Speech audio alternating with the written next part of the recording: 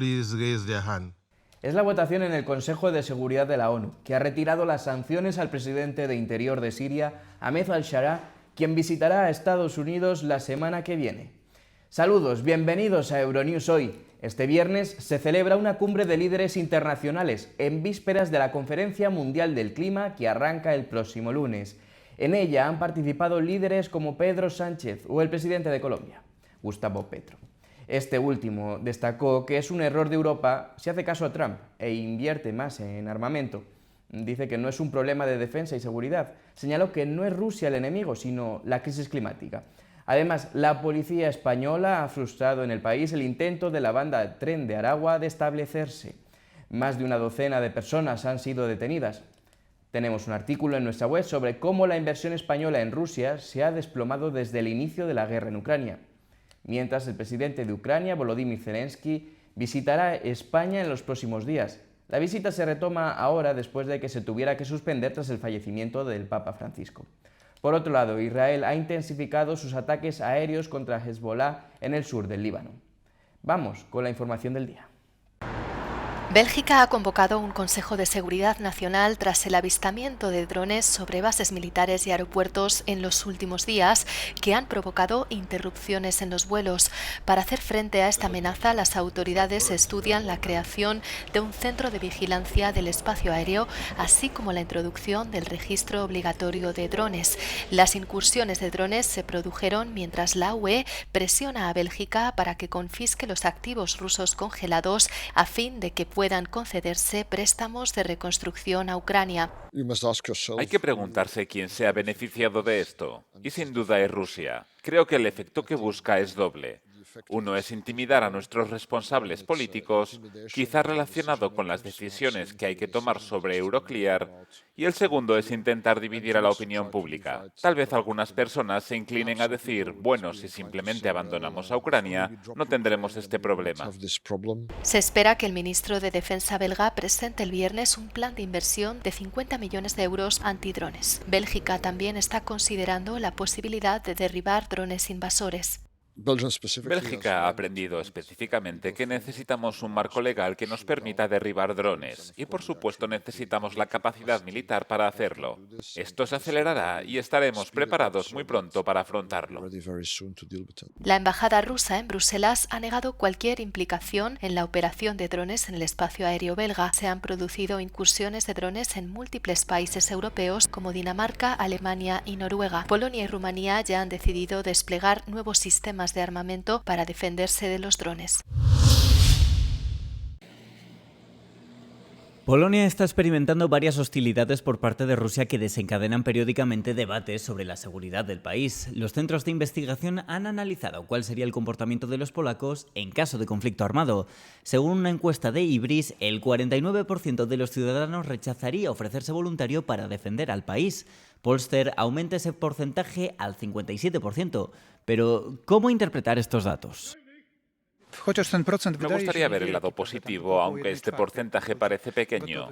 Solo una cuarta parte de la población está dispuesta a defender el país. Sin embargo, a partir de esa cuarta parte se puede formar un ejército decente. Otra cuestión es que hay un poco de falta de confianza en el ejército, porque solo la mitad de los polacos afirman más o menos que nuestro ejército sería capaz de defender el país. Si no tengo tal garantía, la moral baja un poco en este punto. La encuesta muestra que los jóvenes son los menos dispuestos a luchar por Polonia. Euronews ha decidido preguntarles personalmente. Creo que me quedaría en el país. Polonia me gusta bastante y últimamente me gusta cada vez más. Creo que me quedaría aquí y no sé de qué forma lo defendería. Creo que la forma de la guerra es tan desconocida que todavía no estoy en condiciones de tomar una decisión. Por otra parte, yo mismo me pregunto si todavía tengo tanto valor como nuestros abuelos y bisabuelos tuvieron una vez. Si nos refiriéramos a nuestro levantamiento de Varsovia o cosas así, entonces por supuesto. Pero si se trata de algún juego político, supongo que tendría que pensarlo durante mucho tiempo. Los investigadores también le han preguntado a los encuestados por sus opiniones políticas. Ante la amenaza de guerra, los votantes de Ley y Justicia, el 56%, y de la coalición cívica, casi un 43%, son los que más apoyarían al ejército.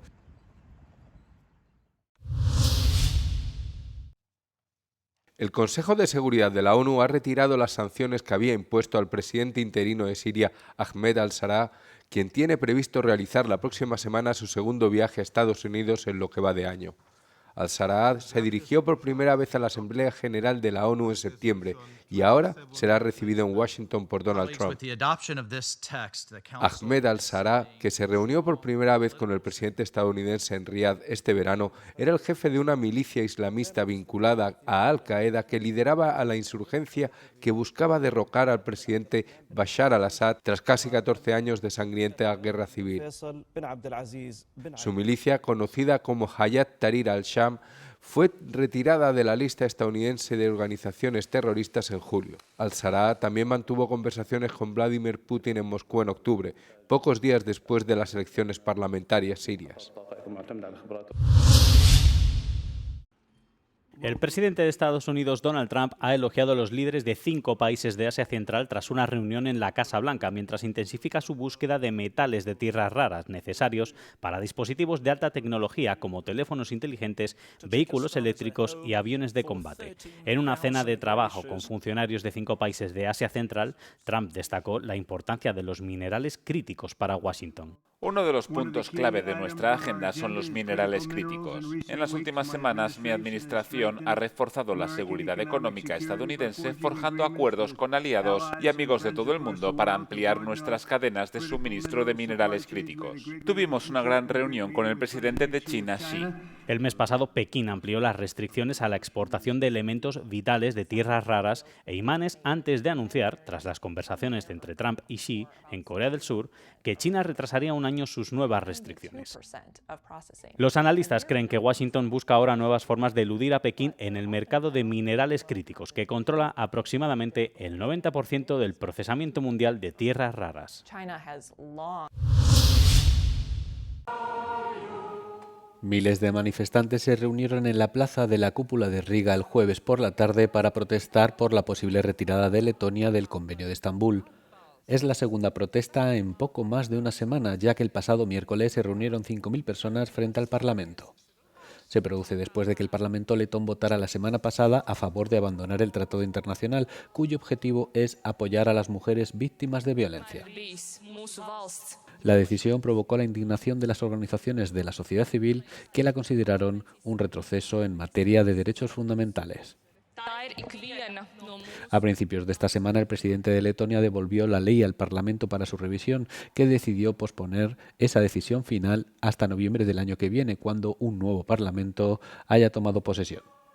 Los críticos afirman que el aplazamiento no resuelve la cuestión y los organizadores de la protesta argumentaron la necesidad de que la sociedad siga plantando cara a los políticos. La Unión Europea en su conjunto se adhirió al Convenio de Estambul en 2023, convirtiéndolo en un acuerdo jurídicamente vinculante para los 27 Estados miembros en los ámbitos que son competencia de la Unión Europea. El Papa León XIV ha recibido este jueves al presidente palestino Mahmoud Abbas en una visita diplomática en el Vaticano. El encuentro ha coincidido con el 10º aniversario del Acuerdo Global entre la Santa Sede y el Estado de Palestina. Tanto el pontífice como Abbas han coincidido en su preocupación por la situación en la Franja de Gaza, haciendo hincapié en la necesidad de ayudar a la población civil y de trabajar por una solución política al conflicto. Debemos trabajar por la paz, con miras a una solución de 2 estados, reza el comunicado emitido por el Vaticano. La audiencia se había planeado con semanas de antelación y supone la primera vez que el Papa León XIV se reúne con el presidente palestino desde su elección como líder de la Iglesia Católica. Ambos ya hablaron por teléfono en julio. Entonces, el Papa enumeró lo que considera puntos clave de la diplomacia: el respeto del derecho internacional humanitario, la protección de los civiles y los lugares de culto y la prohibición del uso indiscriminado de la fuerza y del desplazamiento forzado de la población.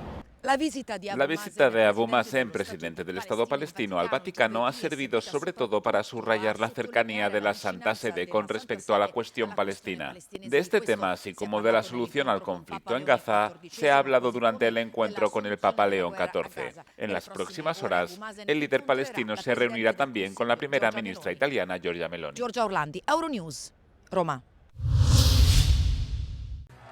El hombre más rico del mundo, Elon Musk, tendrá la oportunidad de convertirse en el primer billonario de la historia. En una votación que tuvo lugar el jueves, los accionistas de Tesla aprobaron concederle a su consejero delegado un paquete de acciones por valor de $1 billón si es que alcanza ciertos objetivos de rendimiento a lo largo de la próxima década.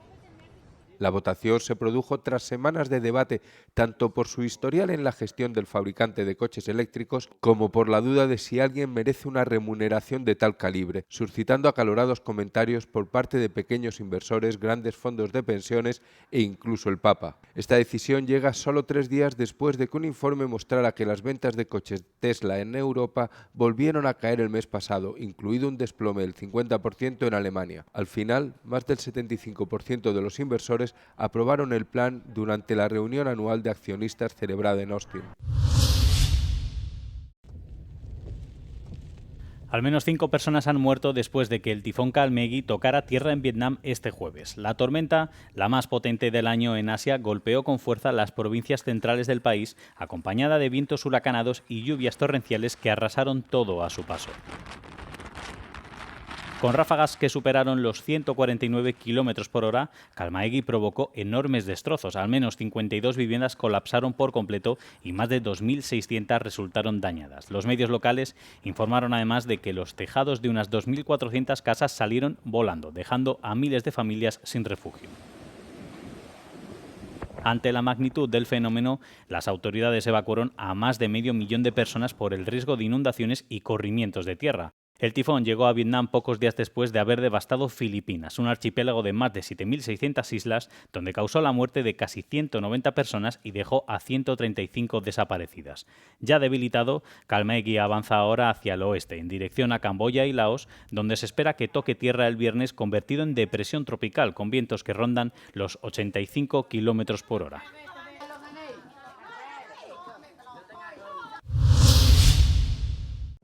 Con motivo de su 75 aniversario, la agencia Magnum presenta en exclusiva el trabajo de 12 fotógrafas. La exposición se llama Close Enough, lo suficientemente cerca, y puede visitarse en Berlín.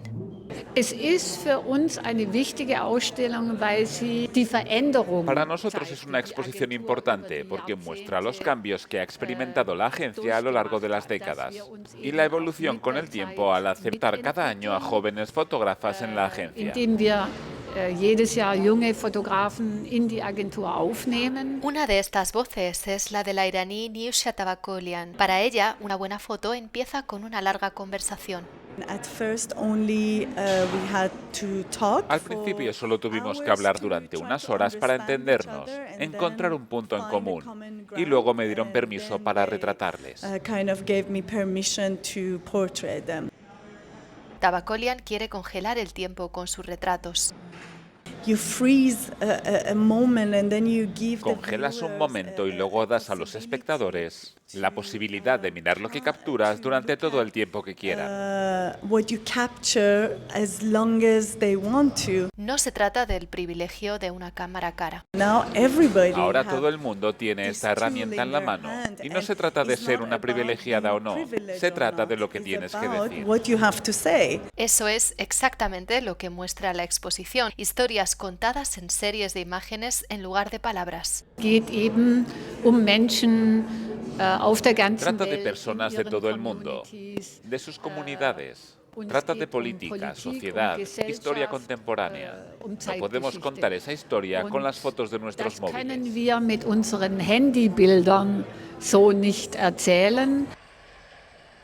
Close Enough, una visión del mundo a través de los ojos de 12 fotógrafas de Magnum, estará en Berlín hasta el 28 de enero.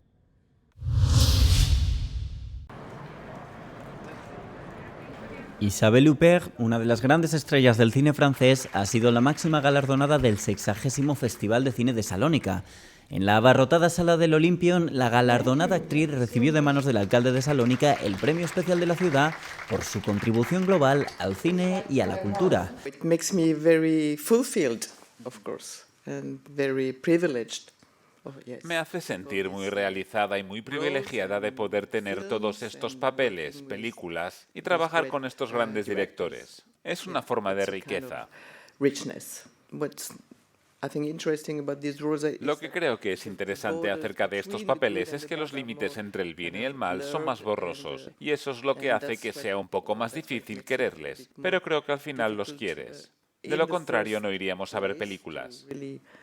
But I think in the end, of course, you love them, otherwise you wouldn't go watch the films. It always relies. Siempre depende de los encuentros con los directores. Nunca tuve esta fantasía de hacer un papel específico frente a otro. Nunca fue mi enfoque al hacer películas. Role versus another one. It was never my idea of doing films. It's more about. Se trata más de los encuentros y de conocer a los directores. Lo que da valor a lo que hago es en realidad esa reunión, ese encuentro entre un director y un actor o una actriz. Siempre busco lo desconocido. Creo que siempre que empiezas a hacer algo, es como un salto a lo desconocido. Y eso es exactamente lo que busco y normalmente lo que encuentro. Into the unknown, and this is exactly what I seek. And usually what I find. Paralelamente a las proyecciones del homenaje, Huppert impartió una clase magistral titulada Del escenario a la pantalla sobre su trayectoria en el teatro y en el cine. Durante 3 días, Salónica ha vivido al ritmo de la brillante actriz francesa que nos ha cautivado muchas veces con sus arrolladoras interpretaciones, tanto en cine como en teatro. Isabelle Huppert acudió al festival, presentó sus películas, dio una clase magistral y fue galardonada por su contribución al séptimo arte.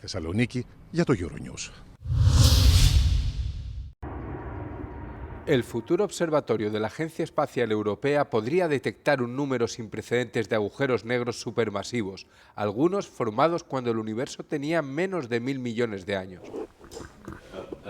Al menos, esa es la expectativa de un equipo liderado por investigadores portugueses que creó un catálogo del cielo utilizando simulaciones cosmológicas para probar la capacidad del New Athena de detectar los agujeros negros más distantes. Con el NIO Athena será posible descubrir unos 250.000 núcleos galácticos activos que son los agujeros negros que se están alimentando activamente. Y de estos 250.000, 20.000 estarán a unos 2.000 millones de años del comienzo del universo y 35 estarán a unos 1.000 millones de años del comienzo del universo. Esto corresponde a un aumento de cerca de 30 veces en comparación con lo que existe con los telescopios actuales. Por lo tanto, hoy casi hemos llegado a esa primera fase del universo donde empiezan a aparecer las galaxias y los agujeros negros. Pero el NIO Athena, al observar solo una pequeña región del cielo, un área de 10 grados cuadrados, nos permitirá estudiar a fondo esas primeras galaxias y agujeros negros. Astrónomos del Instituto de Astrofísica y Ciencias del Espacio destacan la importancia de poner a prueba el potencial del NIO Athena para finalmente superar algunas de las principales incógnitas que aún rodean la formación de agujeros negros. Lo que realmente queremos es descubrir esos agujeros negros que dieron lugar a la formación de las primeras galaxias. Hoy en día no podemos averiguar qué es lo primero. Es un poco el juego del huevo o la gallina. ¿Aparece primero un agujero negro gigantesco y luego se acreta una galaxia a su alrededor? ¿O primero se forma la galaxia que luego de alguna manera da lugar a la aparición de un agujero negro gigantesco? Se espera que el NIO Athena, al descubrir estos primeros agujeros negros en las primeras galaxias, nos permita comprender si estos agujeros negros están surgiendo de alguna manera o si ya existían. Podría permitir entender si estos agujeros pudieron aparecer en el propio Big Bang. El telescopio, que tomará una radiografía del universo, está programado para ser lanzado en 2037. El otro gran objetivo de la misión será mapear las estructuras de gas caliente y determinar sus propiedades físicas. ¿Hasta qué punto está extendida la islamofobia en la Unión Europea?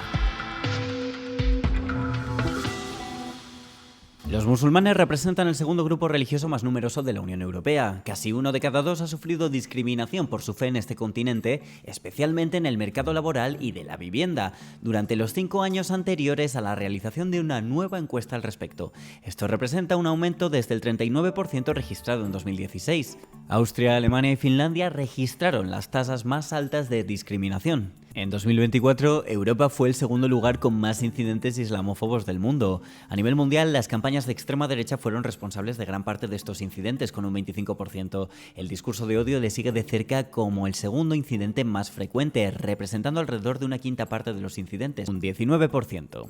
La discriminación y las agresiones verbales y físicas comparten resultados similares, representando más de una cuarta parte de todos los incidentes. En Europa también hay una presencia relativamente alta de odio en línea en comparación con otras regiones. En la Unión, Francia y Alemania fueron considerados focos de islamofobia debido a los altos niveles de actividad contra el Islam. El alto índice de incidentes puede deberse al resurgimiento de movimientos de ultraderecha en países como esos dos o Suecia, donde el sentimiento anti-inmigración se manifiesta a menudo con islamofobia. La protección jurídica europea trata de cuestionar y reducir las actitudes y políticas islamófobas.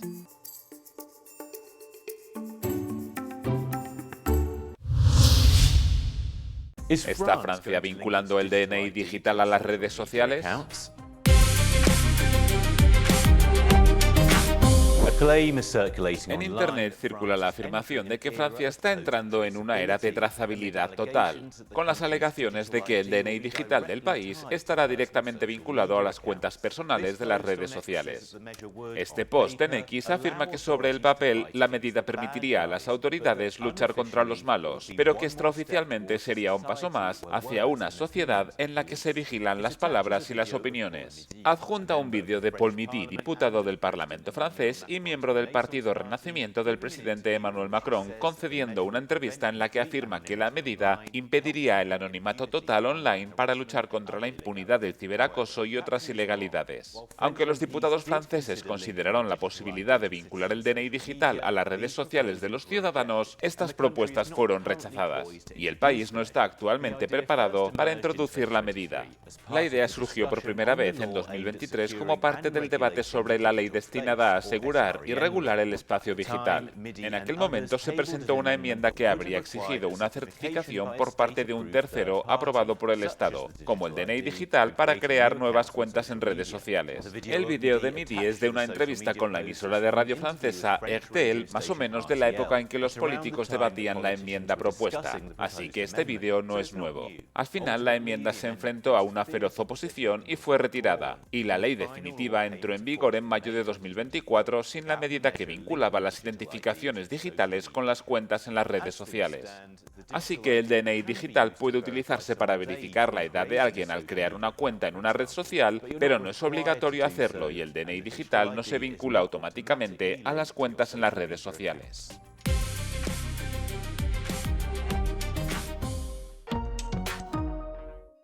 Hasta aquí el informativo de este viernes. Gracias por seguirnos y por todos los me gusta que nos dejan. Se quedan con el tiempo y el no comen del día, en el que verán las peripecias del perro que ha ganado el campeonato de frisbee. Buenos días, buenas tardes, buenas noches. Euronews, el tiempo.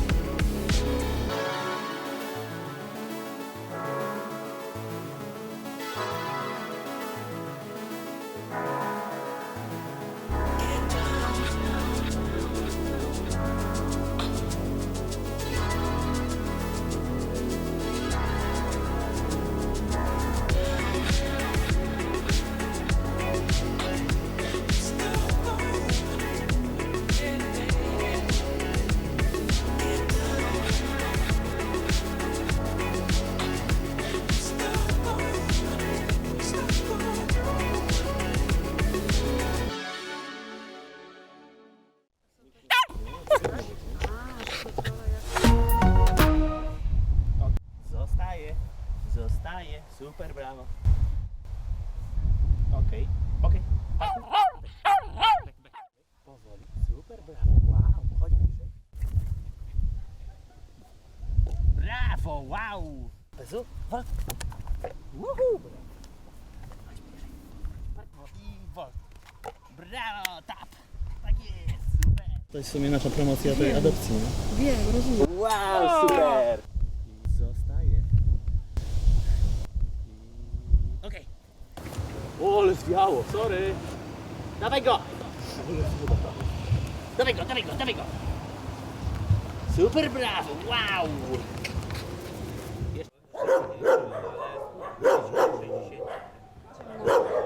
Ciemny ten masz.